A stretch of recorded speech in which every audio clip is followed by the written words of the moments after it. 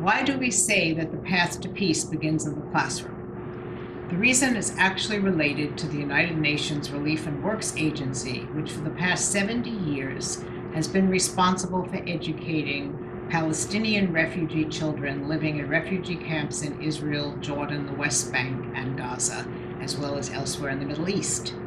They teach these children to vilify Jews, to deny the existence of Israel, to aspire to martyrdom, and generally to deny any reconciliation with Israel in these children's minds.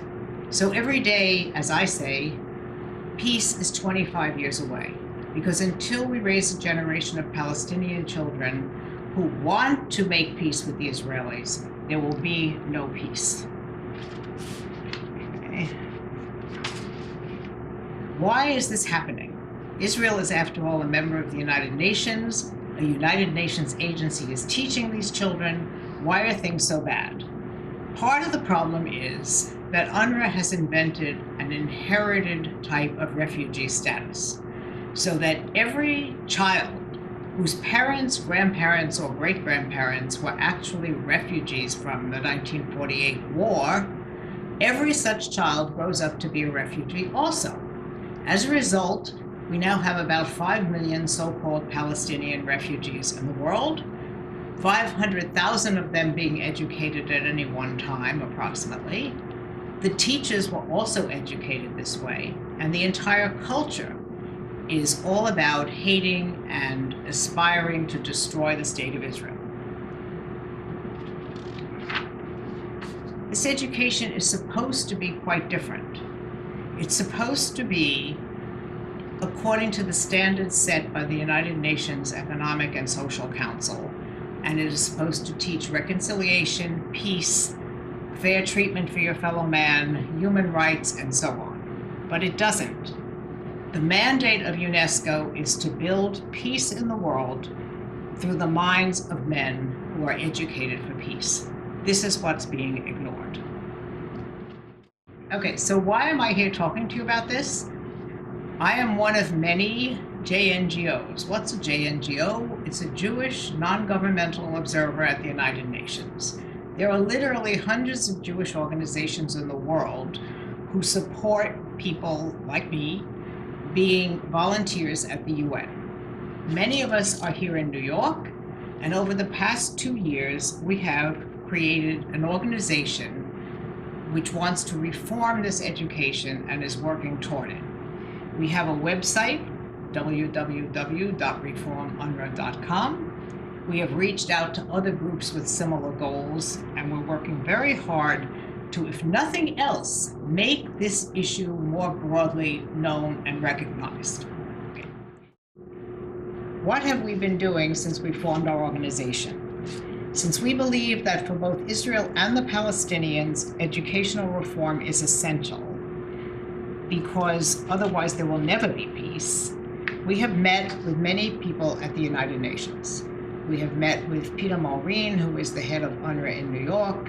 We have met with staff people for the Committee on the Exercise of the Inalienable Rights of the Palestinian People. We have also met with people from the Political Affairs Division of the UN. Of course, we also attend meetings in which Israel has a role, meetings which concern anti-Semitism and Holocaust remembrance and so on.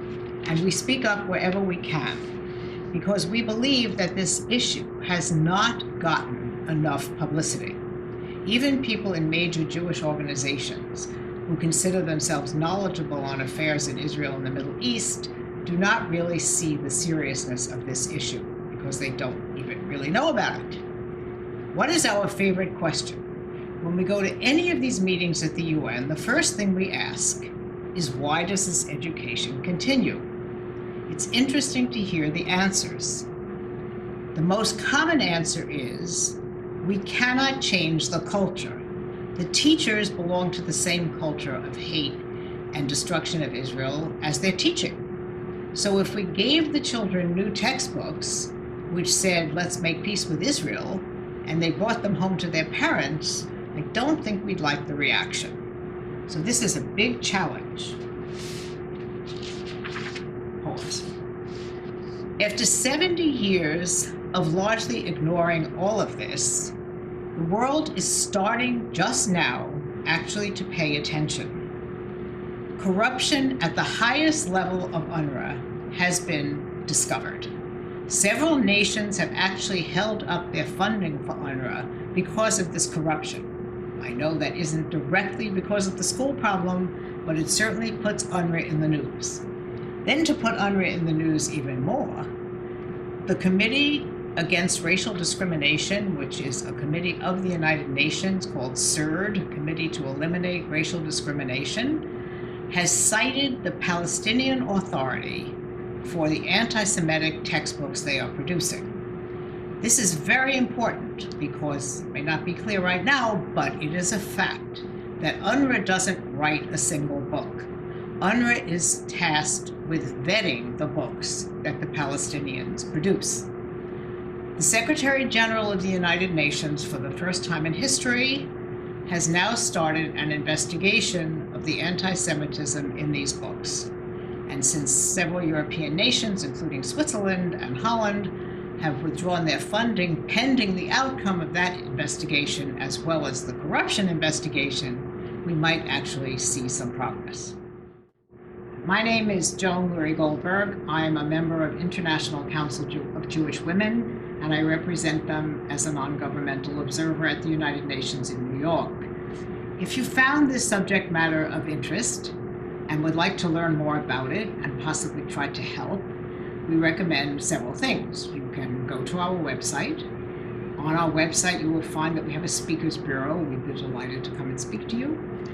And you can also find on our website publications we've written and an expanded version of this talk.